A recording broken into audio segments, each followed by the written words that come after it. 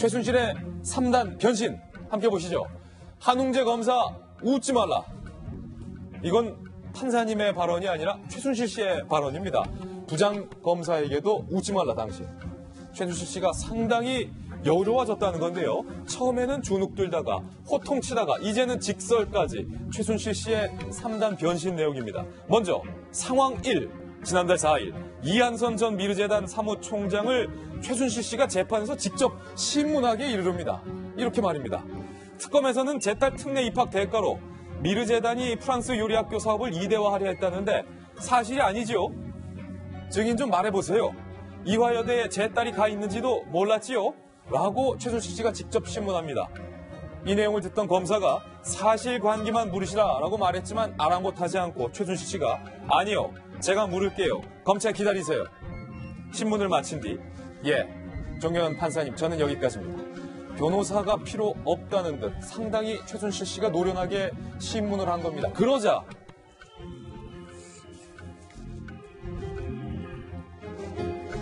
지난달 30일 증인 한국마사회의 안계명 본부장도 최순실 씨가 직접 신문합니다. 이렇게 말입니다.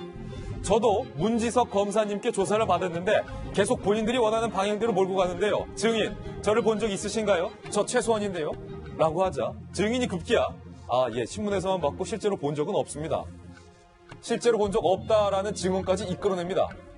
김세현 부장판사가 최순실의 이 같은 호통 모드에 알면 안다고 모르면 모른다고만 답하면 됩니다. 라고 제지를 하자 정말 너무한 것 같습니다. 5월 29일 급기야 한웅재 부장검사에게 검사님 저 말하는데 웃지 마십시오. 라고까지 얘기를 하는 모습을 보여줬습니다. 정소영 위원님, 이 정도면요 상당히 노련한 변호사의 모습을 보는 것 같습니다. 검사 웃지 마라. 재판님, 재판관님, 제 말은 여기까지입니다. 최순실 씨가 지금 공판을 70회 정도 출석을 했다고 하죠. 우리말에 옛말에 서당께 몇 년, 3년이면 풍어를 읊는다는 말이 있는데 재판도 70회 정도 출석하면 그 재판의 절차와 어떻게 신문하는지에 대해서 어느 정도의 학습 효과가 있을 겁니다. 그런 걸 바탕으로 해가지고 그 변호인이 신문이나 이런 것이 본인 마음에 들지 않을 때 직접 이렇게 나서는 것 같아요. 여기에서 이제 볼 수가 있는 거는 일단 최순실이라는 사람이 어떤 상황에 대한 적응력이나 이런 것이 굉장히 빠르다. 적응력이 상당하다. 그래서 두 번째로는 이렇게 상황을 굉장히 주도하는 사람이다. 그러니까 이런 상황에 대해서 그리고 본인이 효과를 본 것도 있어요. 예를 들어서 이런 얘기도 한 적도 있습니다. 고영태한테 개명하려다가 마약 정가 나와서 못했지? 라고 이제 한 거는 사실은 굉장히 한방이거든요. 검찰 관계자 제가 취재해보니까 그때 솔직히 뜨끔했대요. 아이고, 허를 찔렸구나. 그래서 고영태 같은 경우는 이 사람이 어떤 태블릿 PC를 이렇게 가져온 것이 어떻게 보면 다른 어떤 의도가 있을지도 모른다 하는 거를 사실 효과적으로 부각시킨 측면이 있습니다.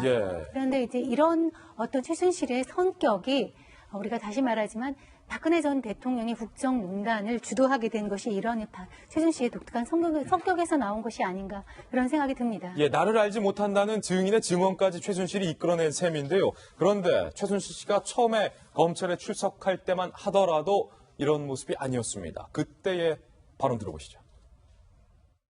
국민이 보고 있는데 안 말씀하시죠? 이렇게 하면 아무 말도 안 할 겁니까? 그러다가 지난 1월 25일 최순실 씨의 모습은 이렇게 바뀌기 시작합니다. 어떻게 해요? 이렇게 해요.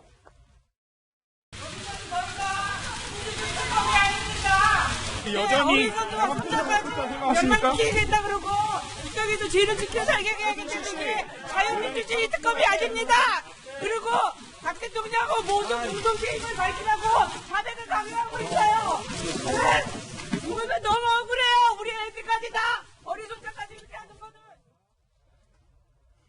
저 모습을 지켜보던 청소부 아주머니가 한 말 했다고 하는데 박윤진 의원님 재판 받아보셔서 알잖아요. 민주화운동에서 재판할 때 사실 웃으면 안 되긴 해요. 제가 94년에 성균관대학교 총학생회장을 하다가 집시법 위반으로 이제 구속이 돼서 재판을 받았는데 검사가 너무 준엄한 표정으로 북에 뭘 동조하고 쭉 읽더라고요.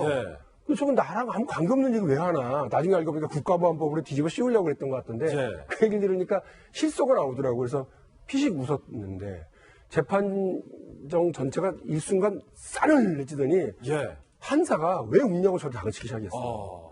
그리고 나서 제가 아무도 저를 도와준 사람이 없어서 딱 변호인을 봤더니 변호인도 웃지 마세요 이러더라고요. 예. 그럴 정도로 엄숙한 상황에서 검사가 웃으면 안 되죠. 사실. 한웅재 부장검사가. 아무리 자기가 이제 검사고 이러지만 예. 그 재판정에서는 증거와 사실관계를 다퉈야 되는 상황이니까 그건 검사든 판사든 변호인이든 아니면 피고인이든 간에 증인이든 간에 웃거나 이러면서 그 전체 분위기를 흐리면 안 되는 건 맞습니다. 예. 그러나 사실은 또 보면 최순실 씨가 저렇게 하는 것을 보면서 자기 방어권 뭐 열심히 하고 있다라고 볼 수도 있지만 우리 국민들이 볼 때는 재판정이 아니니까 실소를 금치 못하죠. 그렇죠.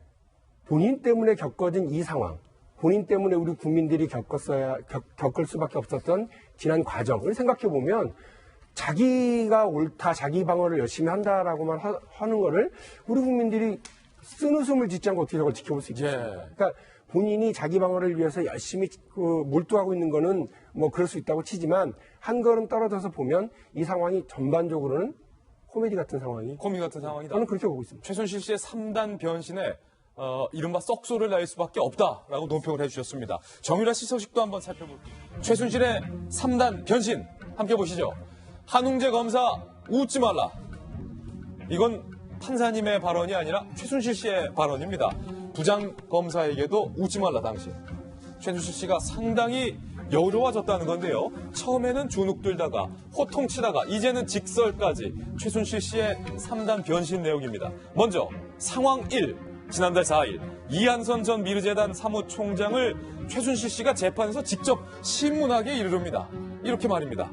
특검에서는 제 딸 특례 입학 대가로 미르재단이 프랑스 요리학교 사업을 이대화하려 했다는데 사실이 아니지요? 증인 좀 말해보세요. 이화여대에 제 딸이 가 있는지도 몰랐지요?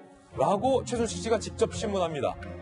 이 내용을 듣던 검사가 사실관계만 물으시라 라고 말했지만 아랑곳하지 않고 최순실 씨가 아니요, 제가 물을게요. 검찰 기다리세요. 신문을 마친 뒤 정현 판사님, 저는 여기까지입니다.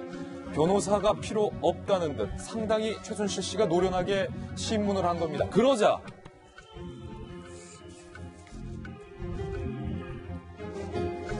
지난달 30일 증인 한국마사회의 안계명 본부장도 최순실 씨가 직접 신문합니다. 이렇게 말입니다.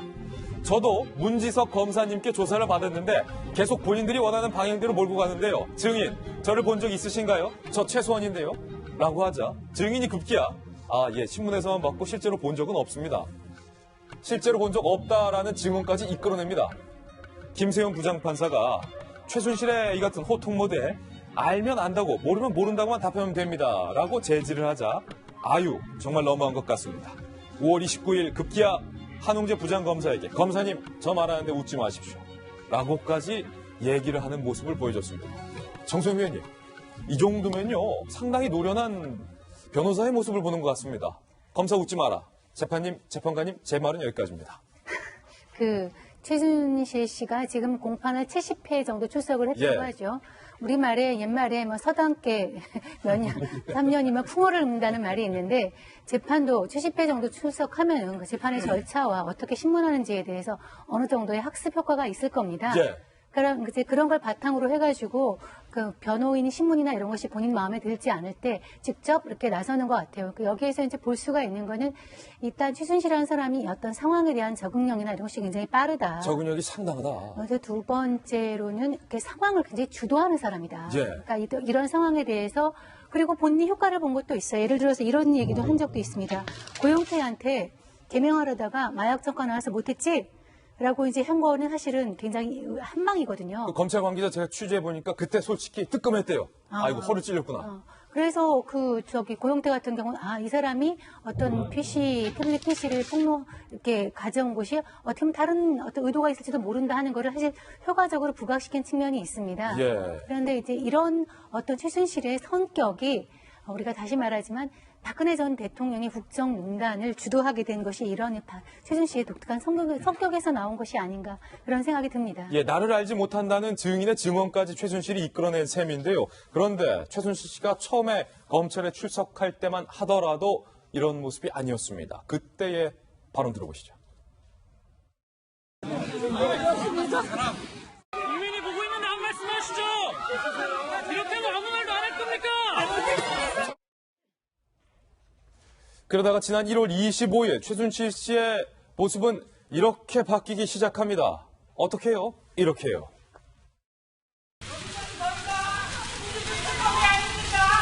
여전히 열만 기획했다 그러고 여기서 죄를 지켜 살게 해야겠기 때문에 자유민주주의 특검이 아닙니다. 그리고 박 대통령하고 모든 구속 개입을 밝히라고 자백을 강요하고 있어요. 이거는 너무 억울해요. 우리 애들까지 다 어리숙자까지 이렇게 하는 거는. 저 모습을 지켜보던 청소부 아주머니가 한 말 했다고 하는데, 아니, 박윤진 의원님, 재판 받아보셔서 알잖아요. 민주화운동에서.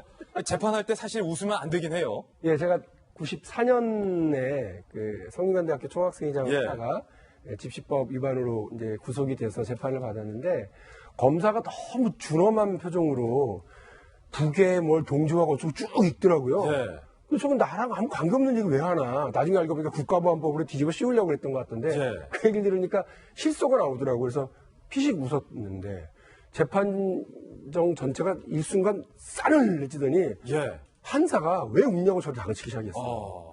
그리고 나서 제가 아무도 저를 도와준 사람이 없어서 딱 변호인을 봤더니 변호인도 웃지 마세요 이러더라고요. 예. 그럴 정도로 엄숙한 상황에서 검사가 웃으면 안 되죠. 사실. 한웅재 부장검사가. 아무리 자기가 이제 검사고 이러지만 예. 그 재판정에서는 증거와 사실관계를 다퉈야 되는 상황이니까 그건 검사든 판사든 변호인이든 아니면 피고인이든 간에 증인이든 간에 웃거나 이러면서 그 전체 분위기를 흐리면 안 되는 건 맞습니다. 예. 그러나 사실은 또 보면 최순실 씨가 저렇게 하는 것을 보면서 자기 방어권 뭐 열심히 하고 있다라고 볼 수도 있지만 우리 국민들이 볼 때는 재판정이 아니니까 실소를 금치 못하죠. 그렇죠.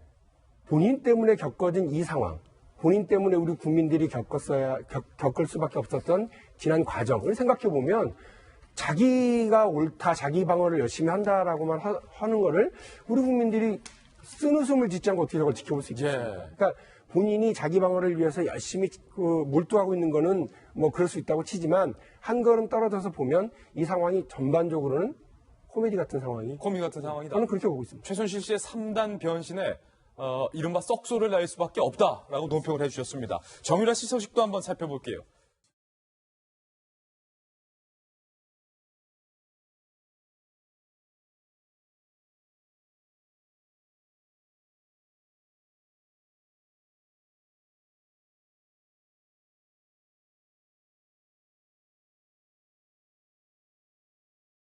라고 말했지만 아랑곳하지 않고 최순실 씨가 아니요, 제가 물을게요. 검찰 기다리세요.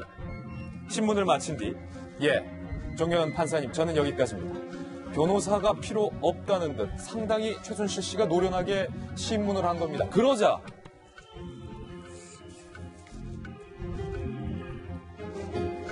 지난달 30일 증인 한국마사회의 안계명 본부장도 최순실 씨가 직접 신문합니다. 이렇게 말입니다. 저도 문지석 검사님께 조사를 받았는데 계속 본인들이 원하는 방향대로 몰고 가는데요. 증인, 저를 본 적 있으신가요? 저 최소원인데요. 라고 하자 증인이 급기야 신문에서만 봤고 실제로 본 적은 없습니다. 실제로 본 적 없다라는 증언까지 이끌어냅니다. 김세용 부장판사가 최순실의 이 같은 호통 모드에 최순실의 3단 변신 함께 보시죠. 한웅재 검사 웃지 말라. 이건 판사님의 발언이 아니라 최순실 씨의 발언입니다. 부장검사에게도 웃지 말라 당시. 최순실 씨가 상당히 여유로워졌다는 건데요. 처음에는 주눅 들다가 호통치다가 이제는 직설까지 최순실 씨의 3단 변신 내용입니다. 먼저 상황 1. 지난달 4일 이한선 전 미르재단 사무총장을 최순실 씨가 재판에서 직접 신문하게 이르릅니다. 이렇게 말입니다. 특검에서는 제 딸 특례 입학 대가로 미르재단이 프랑스 요리학교 사업을 2대화하려 했다는데 사실이 아니지요? 증인 좀 말해보세요. 이화여대에 제 딸이 가 있는지도 몰랐지요? 라고 최순실 씨가 직접 신문합니다. 이 내용을 듣던 검사가 사실관계만 물으시라 못한다는 증인의 증언까지 최순실이 이끌어낸 셈인데요. 그런데 최순실 씨가 처음에 검찰에 출석할 때만 하더라도 이런 모습이 아니었습니다. 그때의 발언 들어보시죠. 국민이 보고 있는데 한 말씀 하시죠. 이렇게 하면 아무 말도 안 할 겁니까? 그러다가 지난 1월 25일 최순실 씨의 모습은 이렇게 바뀌기 시작합니다. 어떻게 해요? 이렇게 해요.